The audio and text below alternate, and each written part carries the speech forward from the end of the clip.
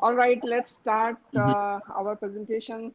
Have this webinar. The purpose of this webinar is to ignite youth and adults about sustainable development goals and human rights as per United Nations Universal Declaration of Human Rights.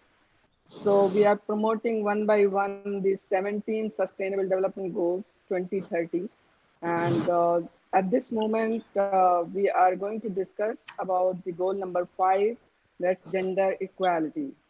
Um, about the Youth for Human Rights India, the aim and objectives of this organization is to ignite youth for this cause, to promote, to safeguard, and to implement in their lives the human rights, and they should be strive to achieve the Sustainable Development Goals 2030 and also motivate others to do so. So this is the world community which we are talking about. Last year, I have approached almost 1 million people, and this year I had a vision to cross that 1 million more. But due to COVID, we are not able to reach. We are reaching all the educational institutions, small children, young minds, adults, and everybody in the corporate sector, in government sector.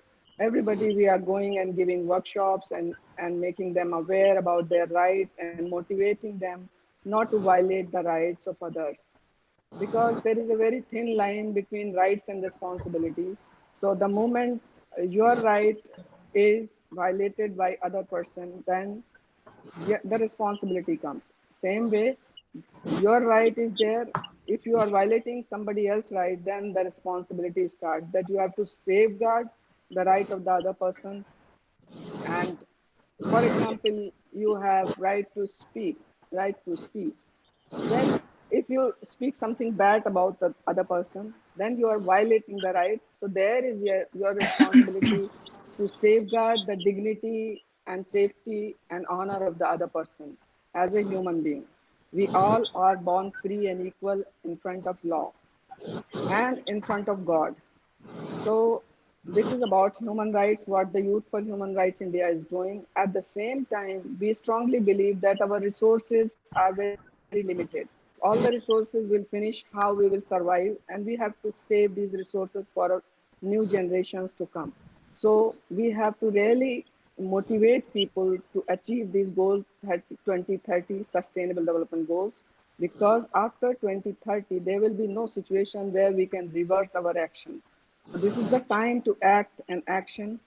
So please be motivated and motivate others. So this is the aim of Youth for Human Rights India. So we have amazing youth. We have Chin Housett. He met me long back, a few years back, and at that time he was the youngest officer of Malaysia. So he has done since then a lot of activities added to his hat, and I am so proud of him. Then we have Mr. Hizbullah Barial. He is working for International Labour Organization, United Nations, but at the moment he is presenting his own organization.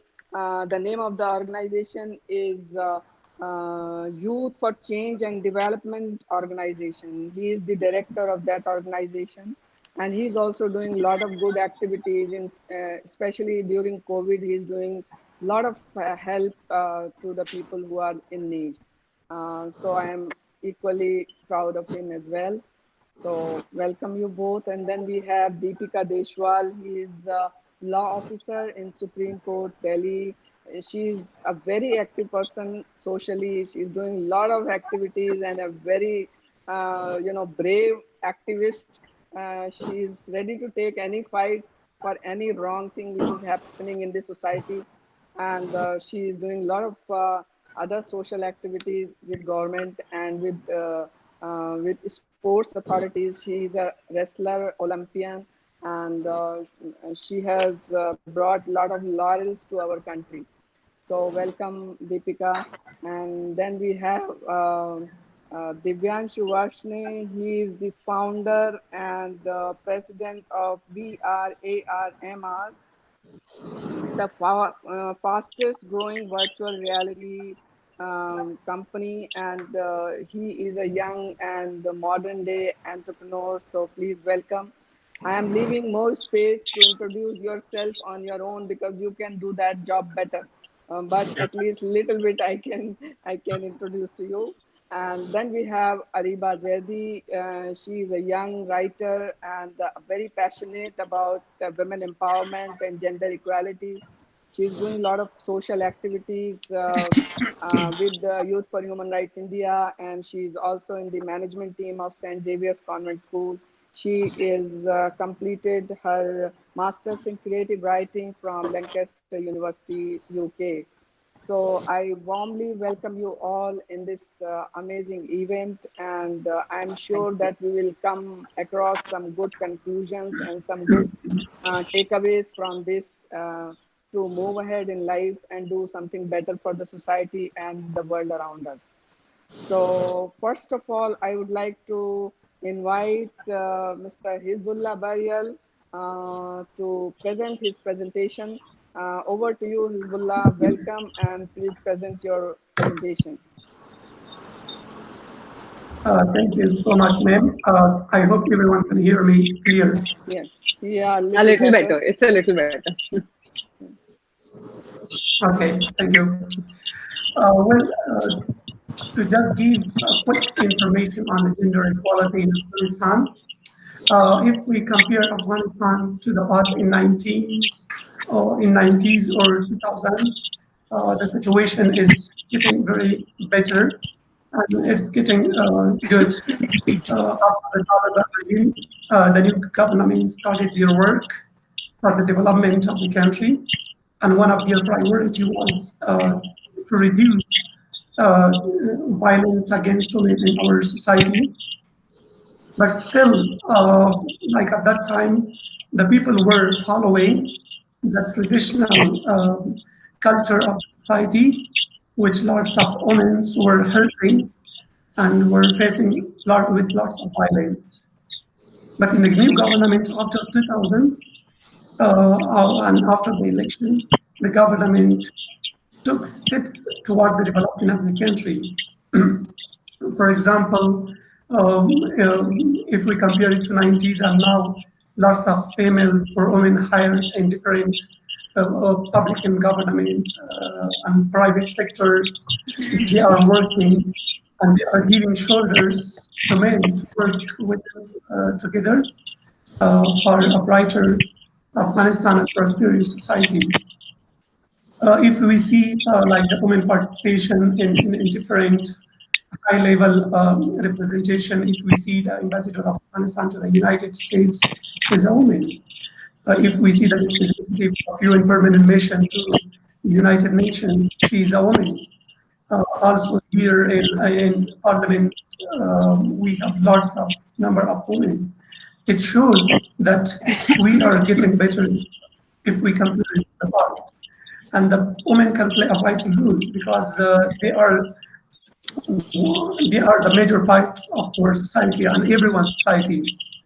And but there are still some gender-based violence in rural or remote areas. But I would say happily that the international community, United Nations, and other organizations that they are working in Afghanistan are trying to, and already and still trying in the future to do some awareness programs and advocacy for reducing gender violence, gender-based violence in remote and rural areas. And the good thing is that the civil society organizations, they are taking steps toward these things to promote awareness and to let them to deliver these messages through religious scholars in our remote areas and villages. Because there are some families that they are still following the traditional culture of Afghanistan when we had in 90s.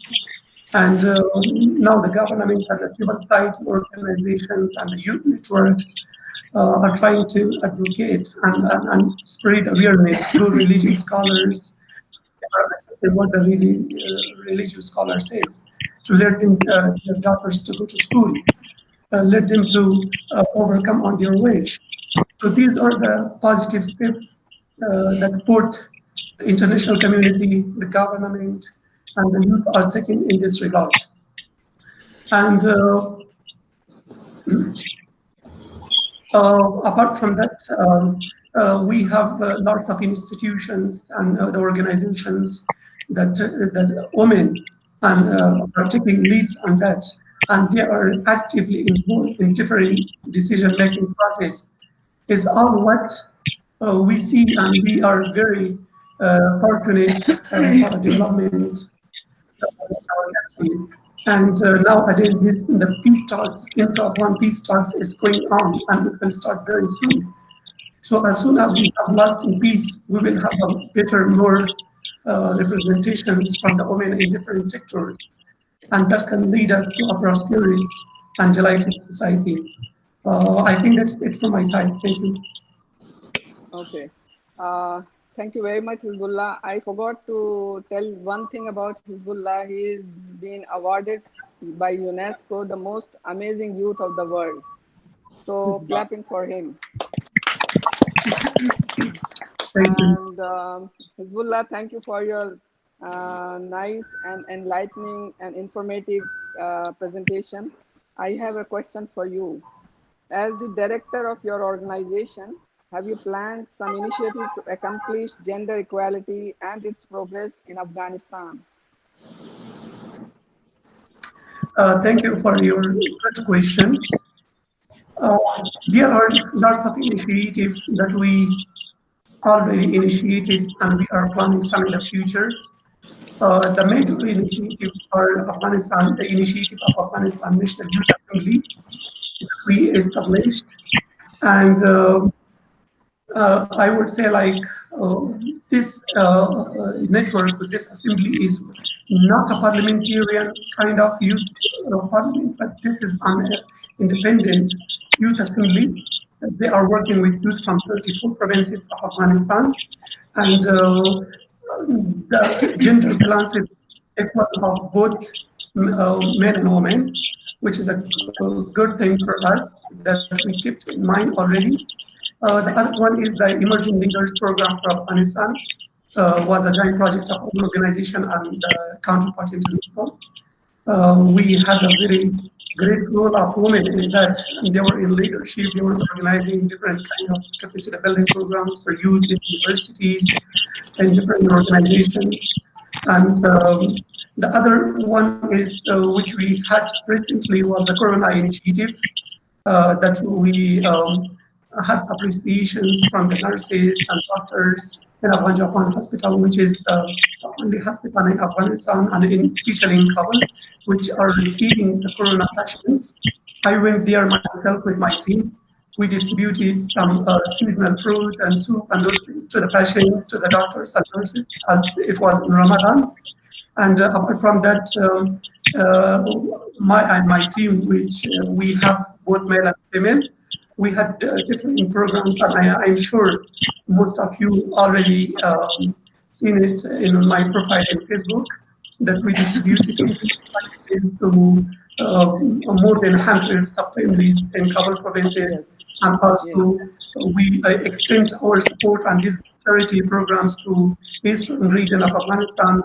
But I would say that the female or staff were with me and they were working with me and shoulder to shoulders.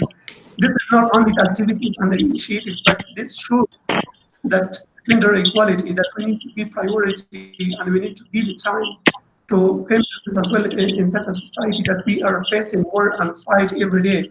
And most of the women are facing violence. So these are the things that we are giving them assurance that you have the capability. Just come to the ground, we will support you. Or if we need support, we will ask for your advices and your support to support us to strengthen our work.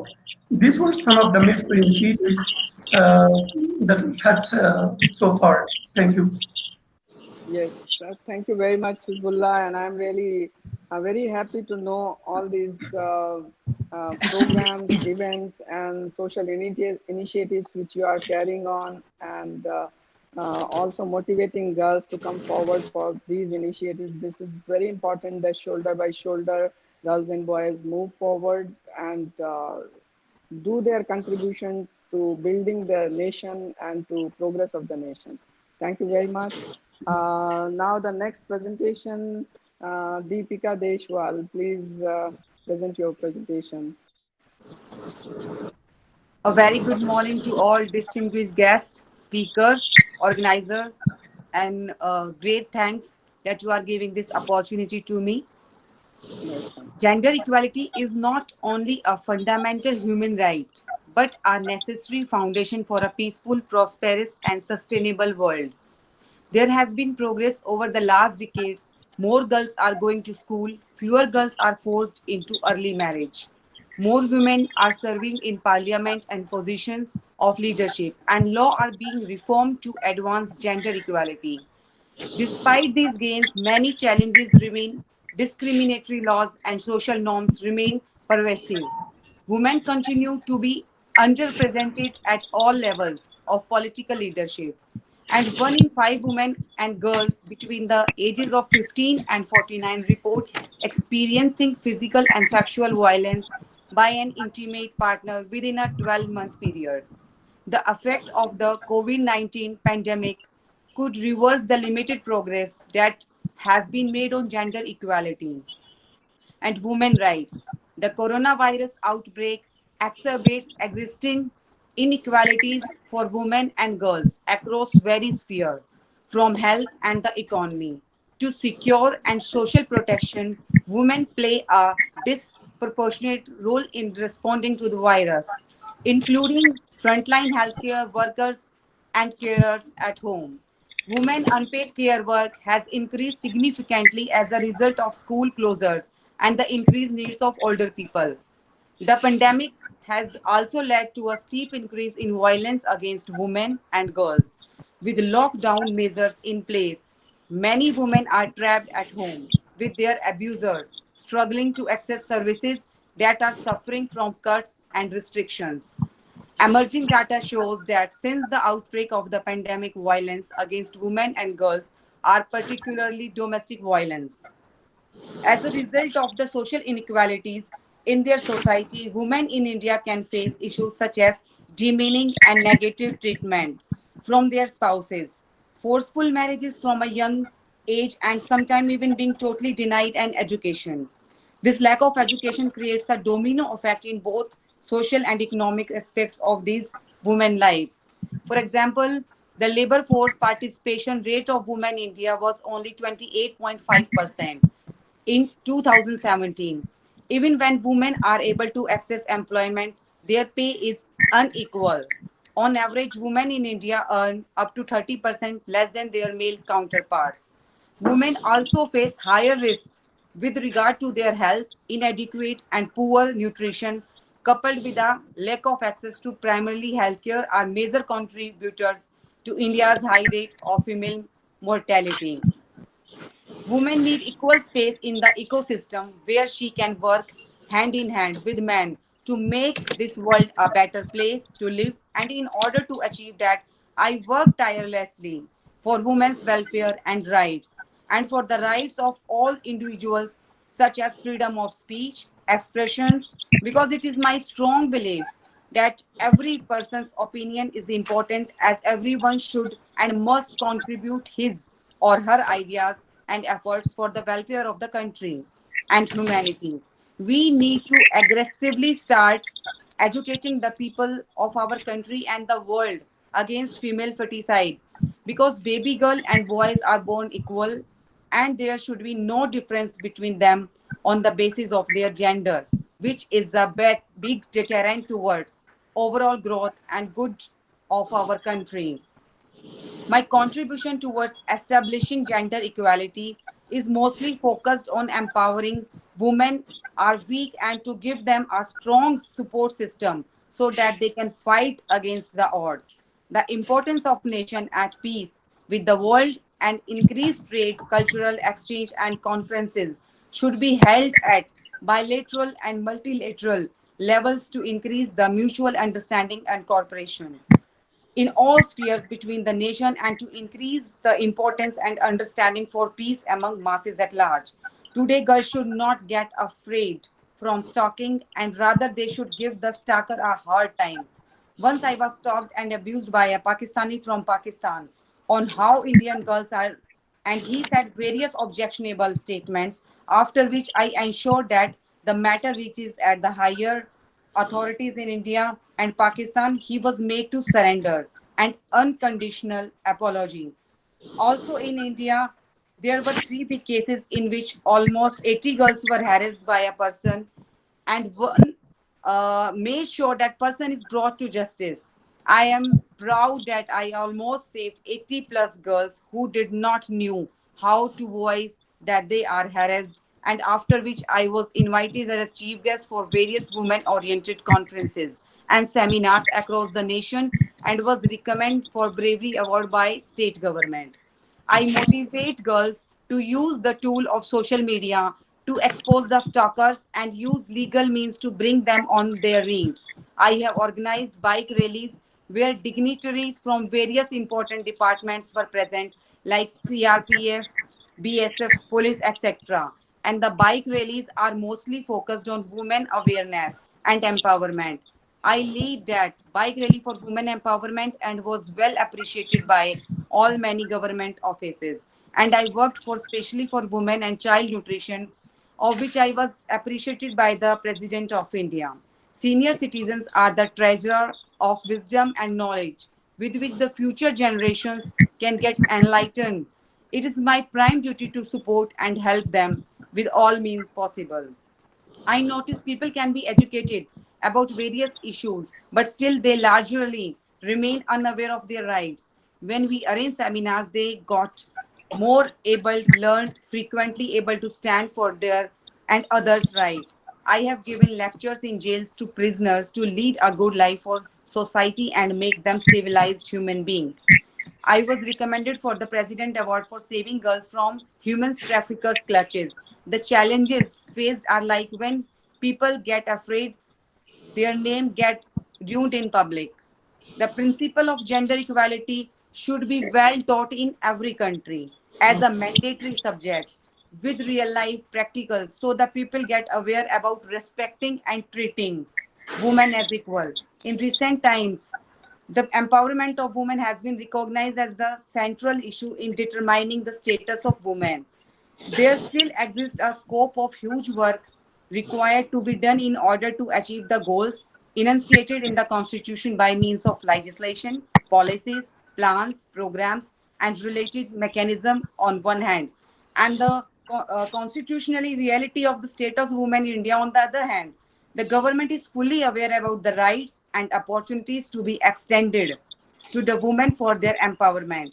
The government has already taken a number of steps, but there is need to further strengthen those initiatives by means of different way of participation by the society at large. Keeping those factors and situations in view, I have also applied for the Cora Bees Fellowship for Women Peace Builders, which will initiate the process of further strengthening of the status of women in India. I am actively working towards raising the voice for reservation 50% seats in national and state legislation for women and to ensure that women are not harassed and threatened at any level in the system. Thank you. Thank you very much. This is really amazing, Deepika, and I totally agree that any change starts from within. So we have to really start doing things at our home only, like all the boys, if they consider their sisters as equal, if they consider their mother, father equal, so then only it comes the chance to, rectify the evils from the society. So that's really important that you have really made your voice so strong and you are raising voice for all the women of India and the world around. So thank you very much and congratulations for Thank your you. success and for your awards. I have a question for you. According to you, are there any changes that can be made in the law enforcement of India to promote gender equality? Yes, because of patriarchal society in India, the implementation and law enforcement, there is inequality. So moral values need to be harnessed since childhood among the children so that they can learn about gender equality. women representation should be 50% at least in parliament and in assemblies, which is not still attention. There is need of proper attention for this issue, which has not received yet. Equal pay for equal work is nowhere in private sector, like in film industry, in private sectors, in factories, etc.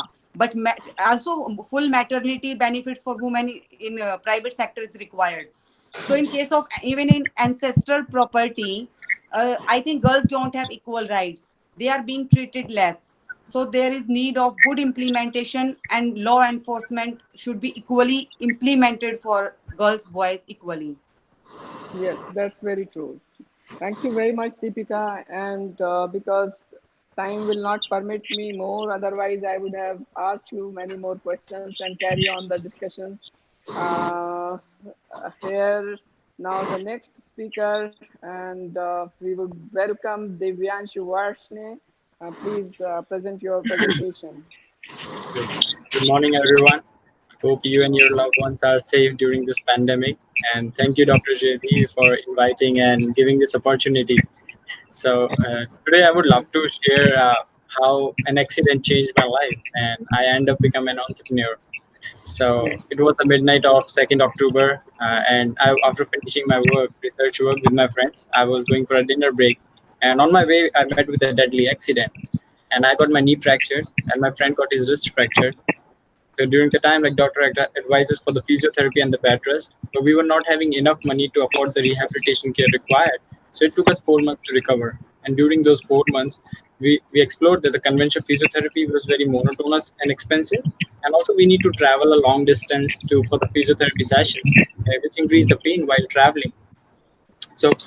And also I found a research from WHO and World Bank report that at least the half of the world population, can't have the essential health services.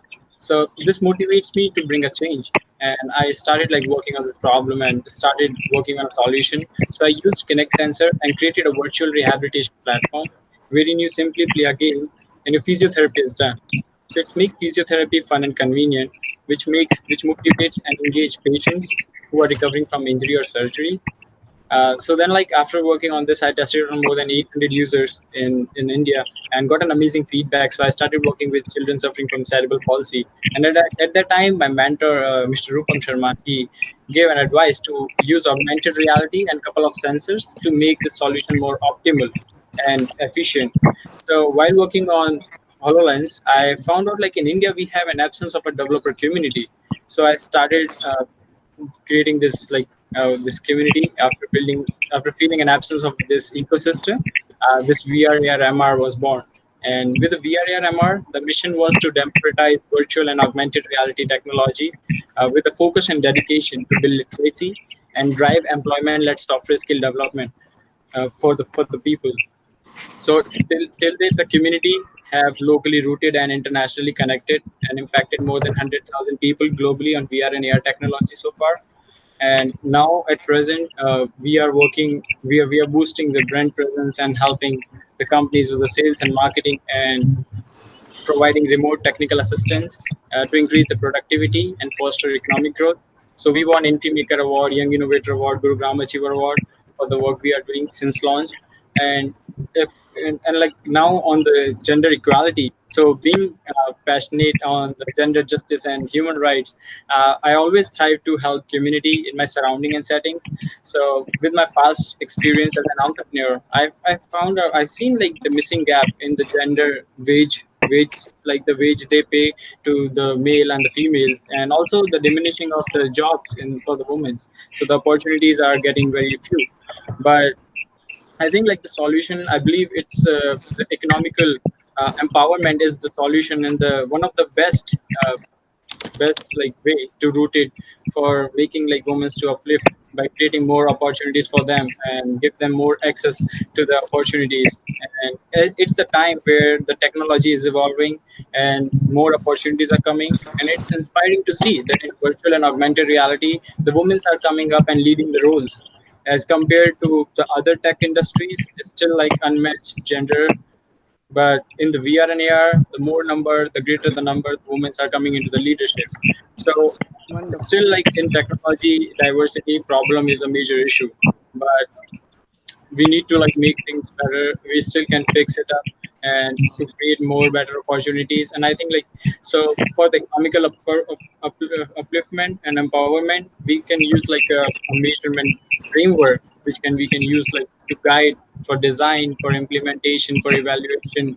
So things are we can do a lot more for the gender equality, not just like getting the equal opportunity, but more equal dynamics for both males and females. uh, yeah, All right, this really yeah. amazing, and you are very right that to make Mhm, gender equality, it mhm. is very, very important that women should be economically empowered and they should get Right. more opportunities and Mhm, to gain financially equal status. That's very important to have gender right. equality. Thank you very much, Divyanshu, and I have a question for you. Mhm, As a young entrepreneur, what kind of world do you envision from social point of view? mhm. Uh, it's a very good question, and thank you for asking, Dr. Jayadi. So, as an entrepreneur, like I face a lot of problem, and I've seen like the things are, for example, one is like for the job opportunities. The people prefer like the old people to give jobs, not for the youngster because of the experience, but I think like to give more opportunities to everyone. So the equal opportunities is the one, and another is to like focus on the skills and the knowledge, not just like for the degree. So I think like if the person have the skills, must need to prefer and give them a job opportunities. And I think like we need to have more empathy and compassion towards each other, so that we can help each other like selflessly, not just like having that biased thing. Because current times like people are not able to help each other. If you see like during the pandemic, even people were not willing to support the unmarginalized section. Like the people were dying because of not having money, food. So people must need have like more generous and be more responsible, and have like more empathy towards not human beings but for like plants, animals, for everyone. So I think like more upskilling as a young entrepreneur. I would like to prefer like give jobs to each and everyone like according to the skills, and also if the person is not skilled, give them opportunity to learn so that they can get skilled and get empowered to work on. So I Yeah, think yeah. that's very true. It's very important. Getting a job is easy, but retaining that job and giving performance is very Uh-huh. important. So Agree. obviously, the person has to be self-reliant in terms of skill, in terms of Right. the dynamism and performance. Mm-hmm. So that's really Mm-hmm. important. And Right.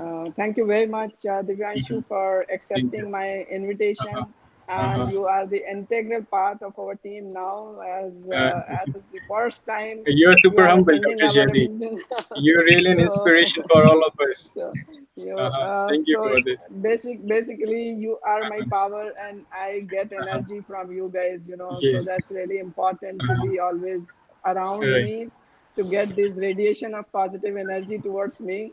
So keep Uh-huh. doing all good work and sending me Uh-huh. positive vibrations, and I Uh-huh. will do better and better for the society. Sure. So You're thank you super very humble. much. Thank you. Thank you. Now the next presentation by Areeba Zaidi. Please give your presentation. I'd like to begin with. Also, I would like to give Dr. Zaidi, full liberty to please stop me if I extend my time limit, because I tend to rant when I talk about these issues. But the first thing I wanted to discuss, since the topic is gender equality, I wanted to discuss how to be an ally to a cause.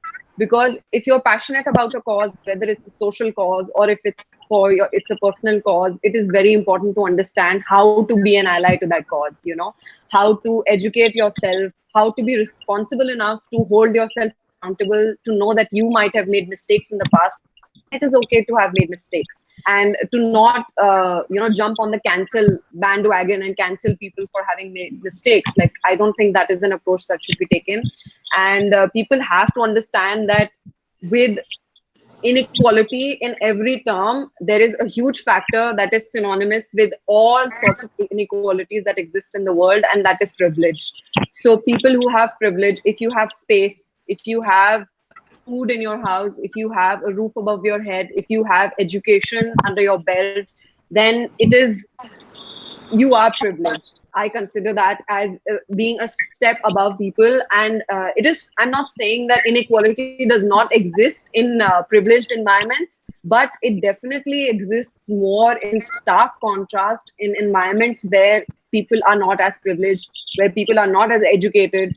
For example, by the data submitted by the International Labour Organization and data that has been culminated by the South Asia division, that is India, said that rural people, rural women specifically, who do not have any higher education earn 53% of what men earn. That is literally half of what men earn. That is what they earn. And women with a primary education, they earn 58 to 60%. And women with higher education, who have higher education, earn around 73%. So you're looking at the stark gap that exists. Education is a privilege. Having space is a privilege. And I feel like acknowledging that privilege is one of the first steps that you need to address. And then you need to understand that if you do not work towards securing the rights of underprivileged and people who do not have as much privilege as you are deterring the progress of the movement. You are not actually, you're slowing down the progress of the movement. And another thing I would like to talk about is gender as a term nowadays in the 21st century is more than just what is masculine and what is feminine. Gender is the meaning of roles that society assigns to human beings, right? And in today's society, in how we have changed and evolved, gender is a much broader spectrum, a term that is defined on a much broader spectrum than just masculine and feminine.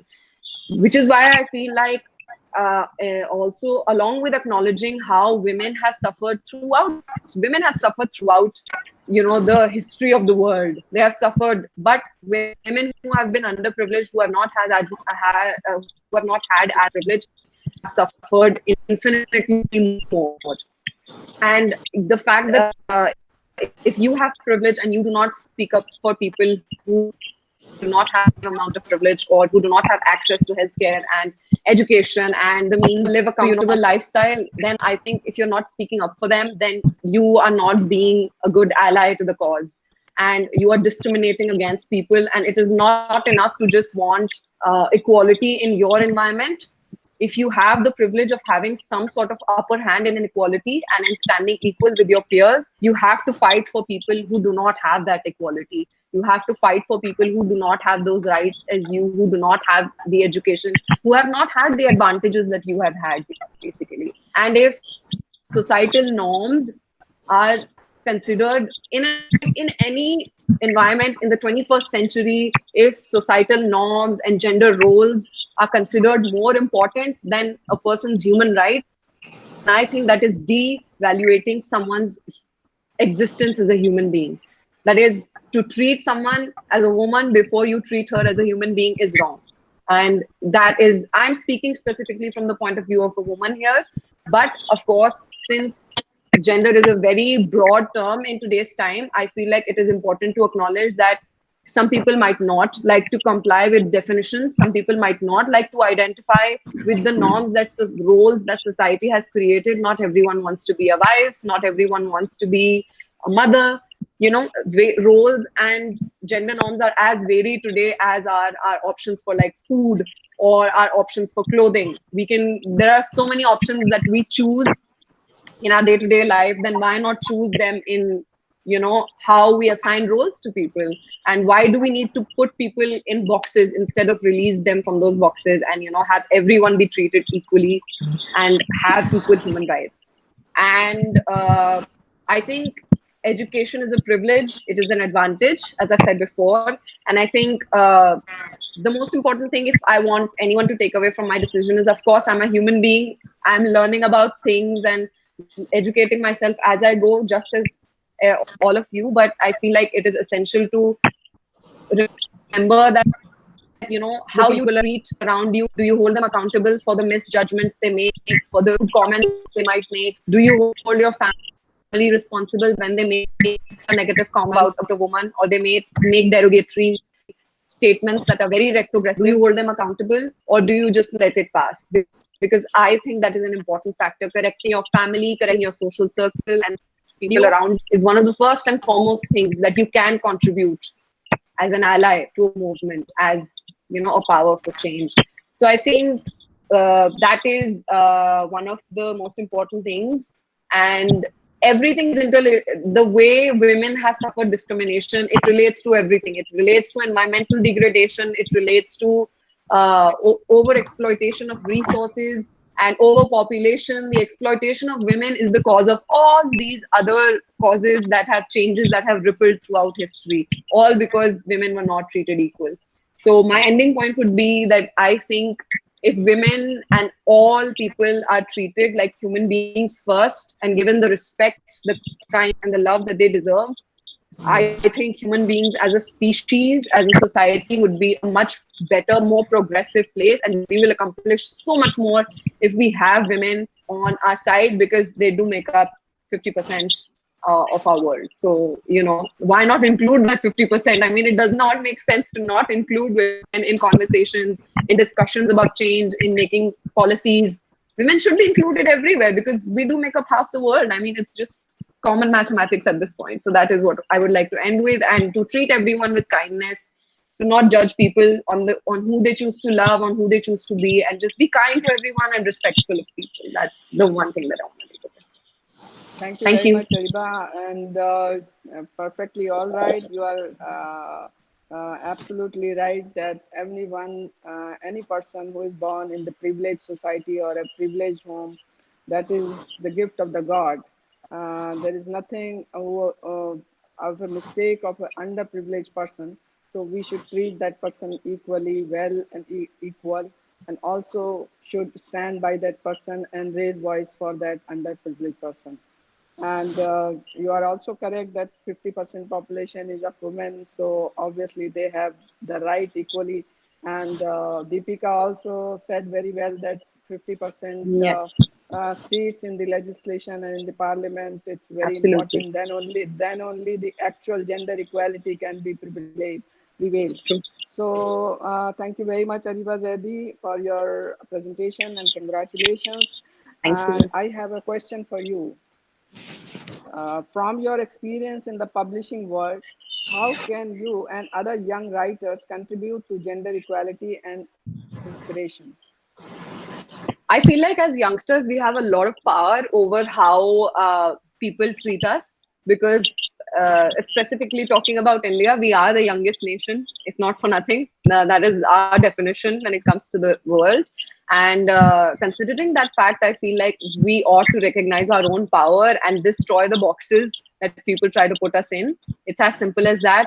And I don't think events that invite authors and have all these literature events should include, oftentimes you do see that little tiny box in the corner asking you what gender you are. I feel like those boxes need to be removed, because I don't think people need those boxes. And I feel like it should solely depend on your talent as a creative person, as an artist, especially as a writer. When you put out your words, you don't for the audience as much when they're going to be invested in the story. Same for art, same for, I think Divyanshu said this well as well, because at the end of the day, it depends on your creativity and your talent as a writer or as an artist. So I feel like the first thing that these competitions and all these prestigious institutions who host these competitions should do is to remove that gender box. That's as simple as that. And then provide more opportunities people can express themselves, and especially more opportunities for women who have been suppressed, oppressed all throughout history. So I think we should get an advantage. We should get a platform that is important and that is impactful, and we should be able to express ourselves on that platform. I think having those big platforms is one important thing, and the other is just destroy all those boxes that people try to put you in, I think. All right, thank you very much, and I'm looking forward to your novel Thank very you. soon, and let's see how women empowerment is reflected in your novel. So thank you very much for this beautiful Thank you. Thank you. presentation. And now over to Chin. How's it? Please, your presentation. And thank you very much for waiting such long and listening to the other participants speaking at the last. No worries. A very good afternoon. It's 3 p.m. in Malaysia. I know it's still very early in India. and also in Afghanistan. Today, I'm going to share with you some of the points from the government perspective of what the Malaysian government has done in terms of women empowerment, which I hope that your government in India and Afghanistan could actually follow our lead. I will start by sharing with you the Penang state government's initiative. We launched a new policy known as the Penang 2030 initiative, which was launched by our Honorable Chief Minister of Penang, His Excellency Mr. Chow Kadiao. He states that in order for the Penang citizens and also the Malaysian citizens to excel further, we need to have a family-focused, green and smart state that inspires the nation. All right, and due to that perspective, our government has actually set up four main teams and strategic initiatives to tackle all the issues that are currently facing and ways that we can achieve the United Nations Sustainable Development Goals together, especially on goal number 5, which is gender equality. So the first theme that we have is talking about increase the livability to enhance the quality of life and upgrade the economy to raise the household incomes. And then goal number 3 will be empowering the people to strengthen their civic participation and invest in the built environment to improve resilience. So these are the four main goals that the government is focusing right now to actually develop the state of Penang, which I'm currently at, because Malaysia has 14 states, and then Penang is one of the top growing export state in the country. So today, among these four columns of theme that we have, I'm going to focus on goal number 3, which is empowering people to strengthen civic participation. One of the goals, sub-goals in this number 3 is that we want to boost participation of youth, women, and seniors in community life.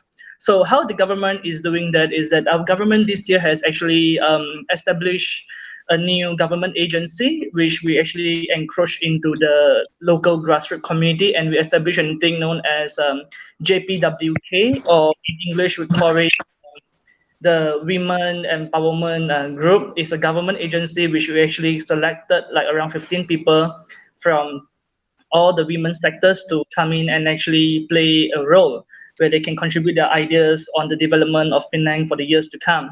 And besides that, on MPKK, which is the agency I'm in right now, the government actually wanted us to establish a 30% quota for women.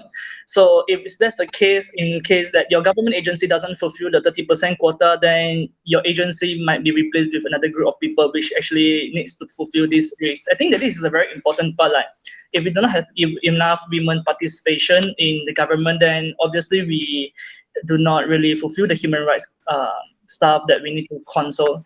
And because of the women's empowerment and also the participation in the government, over the past several years, our government has actually organized a free breast cancer checkup for all the women who who are above 35 years old. We are doing this is because we believe that breast cancer is one of the main cause of cancer among women these days, and to get a breast cancer checkup, or we call it the mammogram initiative, it's quite hard because it's kind of very expensive, and due to that, the government is giving you all the ladies who are 35 years old and above a free medical checkup one-off to check and see whether you have any sort of cancer that's growing or lymph node that's growing in that part. So assuming that you have, then the government will proceed with another treatment in our government hospital.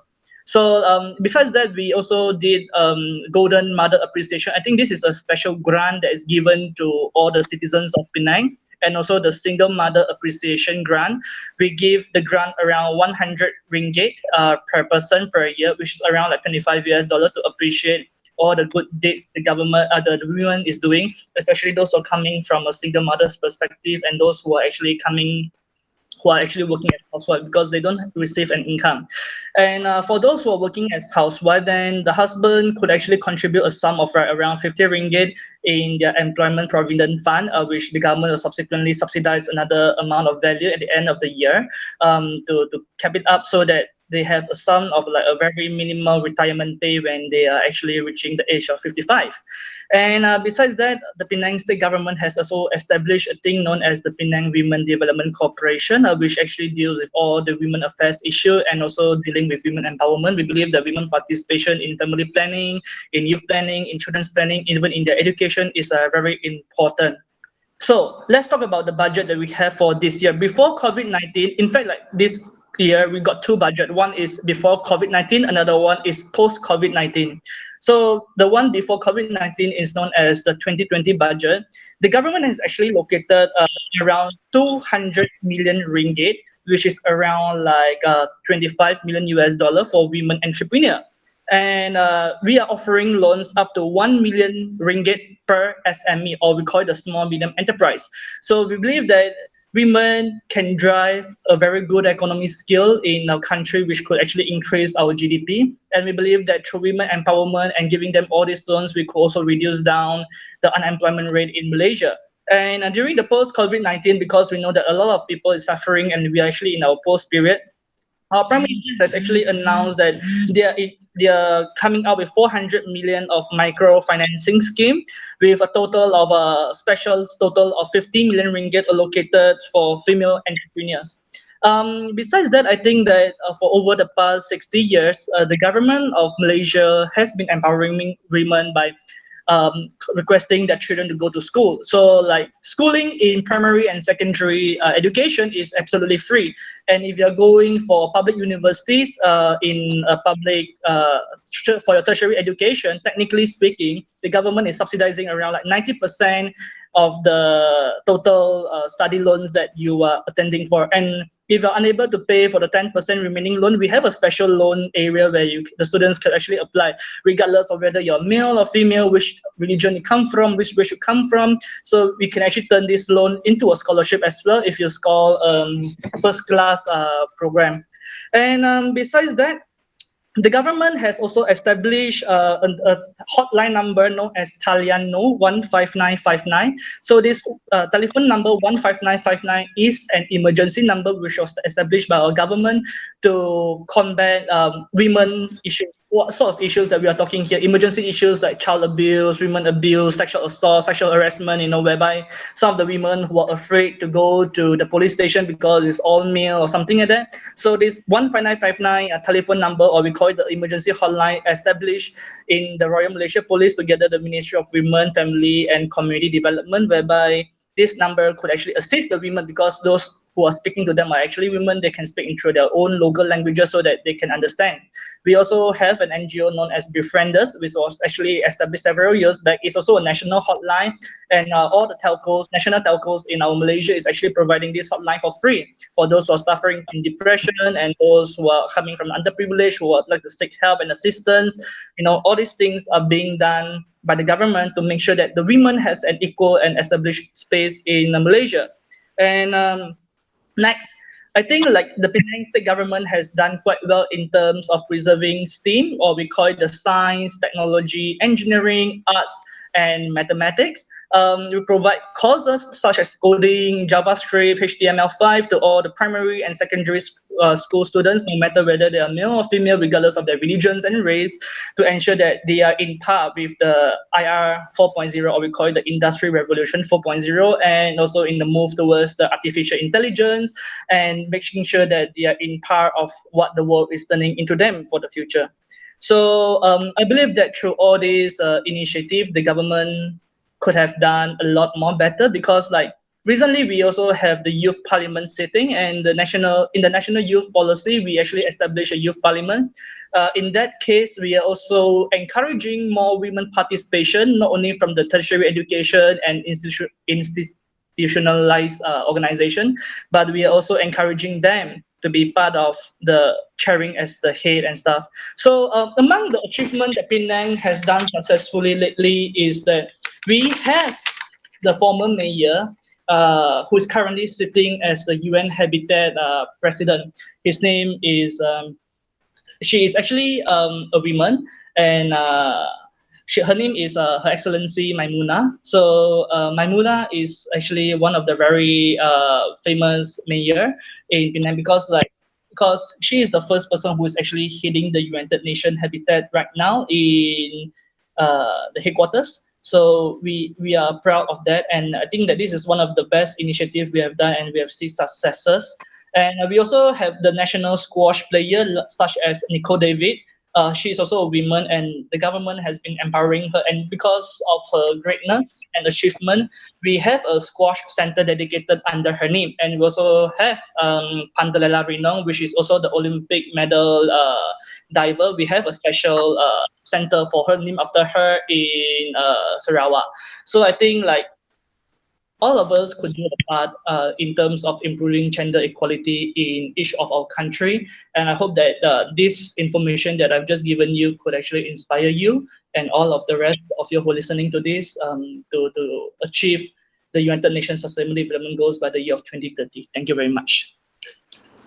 Yes, thank you very much, Chin Hazet, and you have given such valuable data of Malaysian government, what they are doing and how the implementation of initiatives is being done.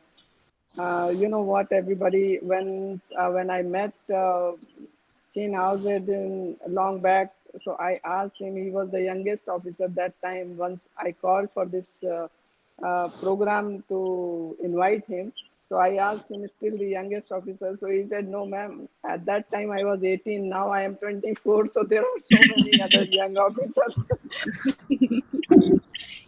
Yeah. So I mean, like, so young officers like him are doing amazing contribution to the nation. Definitely, young people have a bigger and major role, and they are more patriotic feelings they are having. They are more concerned about the issues of the country. So I think we should trust our youth in our country and all the countries around the world, and give them powers and give them the opportunity to lead us. And I am sure they are the best leaders. So this is the time to be reigned by the youth. So thank you very much for giving this valuable information, and I'm 100% sure this will be inspiring for us and for our country and for all other countries. So I have a question for you, Chin. yeah. Through your organization, have you participated in any initiative, the government of Malaysia, for social upliftment of the people of your area? I think like our government here in Malaysia has been working very closely with various bodies, United Nations bodies such as the United Nations Development Program and United Nations Women, where we have stakeholders meetings, and also United Nations World Food Program and the United Nations Humanitarian Department. So all these agencies is actually run by a mixture of women and men. And I believe that all these people actually play an important role. And it also deals like when it comes to grassroots matters. Sometimes like having women in our team could actually solve a lot of problem, because like sometimes some sensitivity issue could not be or inconveniently shared with men. So like we always have a supporting group of women who is actually supporting the local grassroots in terms of raising awareness, like helping them to assess their family issues, their own local issues, or like their own depression thoughts or anything. And we also give moral support and financial support, and in terms of like ways of finding ways of improving their lifestyle, because like we believe that Malaysia is a democratic country, and in the democratic country we need to have equal participation. And when we say equal participation, it should come from all races and genders without being biasness according to their own race and stuff. And I believe that we have been having a lot of community engagement program for all the major festivities, because Malaysia is a multicultural country. And every year, the government has been organizing programs for Chinese New Year, Deepavali, Thaipusam, the Raya festivals, and even like Easter Sunday and Good Friday is all the major festivals that we have. And for information, because of like we have a lot of non-governmental organization, the government also has also included that all these NGOs should have women in their team. And for your information, like the few NGOs that I joined, like Penang Hakka Association, the Fair Association, and a few other NGOs, we have a special allocation or a special board council just for women alone. So there's like the women's section, the youth and sports section, and then we also have the business section and the cultural section and etc. So like having women's section in NGOs actually plays a very great role, because they have a special place for them to sound out the things that we can do, and also to look into things like how we can live together and improve things together. Yeah. So I believe that through this type of initiative, we could bring Malaysia up as fast as possible and to recover from COVID-19. Yeah. Yes, definitely. We'll pray for that, that every country should heal from this. And I think we all together as a world community should fight with this virus and emerge like a warrior and a winner. So I wish you all the very best. And I would like Divyanshu to conclude this meeting today as his first time attending our program. So I want to give this opportunity to him because you all, I think, have attended all so many programs what we have conducted and been a part since long. So Divyanshu, please conclude this, and I welcome you for that once again. Sure. Uh, yeah, after like having so much inspiration from all of you guys, like uh, what I learned, like, and what I guess like our audience learned is like they need to be most like with the open-minded and help each other and have like support to each other so that everyone can grow together in this time. And I think like coming from a tech background, I believe like we need to use tech for good also, as like we have so many applications coming up. It depends on the people, like how the applications or the technology they're going to use.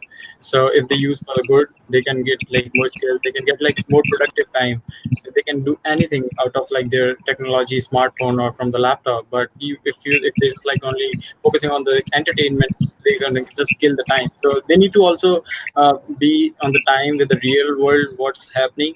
So I think, and in the gender side, like be more supportive with each other, neither like as Ariba enlighten us on like not see the females with a like low as a low position, or like see mans as a masculine.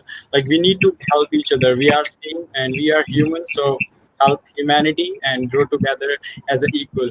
So yeah, I think we all like thank you so much everyone for sharing your thoughts, and you all are inspiring, and your vision help the audience to uh, get more enlightened and become better human beings. So thank you so much. Thank you, and thank you, Dr. Jaydeep, for this opportunity.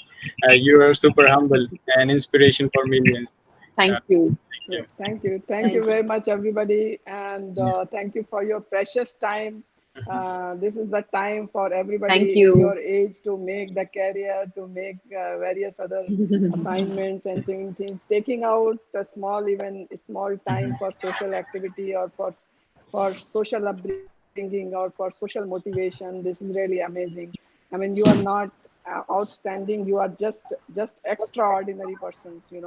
So it is, you are not ordinary persons. So just consider yourself and keep moving forward along with your whatever career goals are there, but keep little bit time for the social activities also.